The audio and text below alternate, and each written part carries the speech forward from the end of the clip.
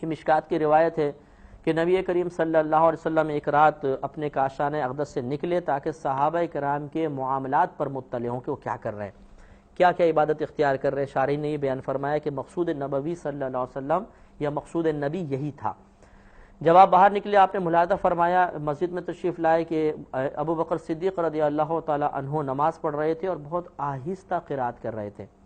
اور پھر آپ آگے بڑھے دیکھا تو ابو بکر حضرت عمر فاروق رضی اللہ تعالیٰ عنہ ایک مقام پہ نماز پڑھ رہے تھے اور بہت بلند آواز سے قرات کر رہے تھے۔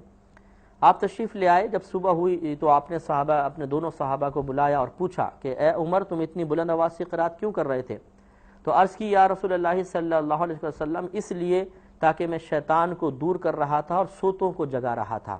تہجد کا ٹائم تھا، یعنی جو مستحب وقت تہجد کا سحری کے وقت میں فجر سے پہلے، میں ان کا کہنے کا مقصود یہ تھا کہ اس لیے بلند آواز سے میں قرات کر رہا تھا کہ بلند آواز سے قرات کرنے کی وجہ سے عموماً وساوس نہیں آتے، شیطان دور رہتا ہے، اور دوسرا اس بلند آواز کی قرات سن کر میرے گمان تھا کہ کچھ لوگ کھڑے ہو جائیں گے کہ چلو جی کوئی قرات کر رہا ہے تو آنکھ کھل جائے گی تو وہ بھی تہجد ادا کر لیں گے، یہ میرا مقصد تھا۔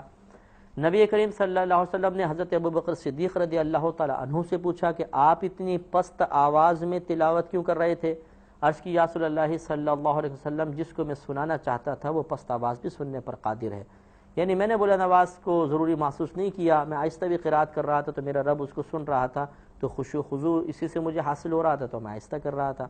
تو نبی کریم صلی اللہ علیہ وسلم نے حضرت عمر فاروق رضی اللہ تعالی عنہ سے فرمایا کہ عمر آپ اپنی آواز کو تھوڑا سا پست کریں، اور سیدنا ابو بکر صدیق رضی اللہ تعالی عنہ سے فرمایا کہ آپ اپنی آواز کو تھوڑا سا بلند کریں۔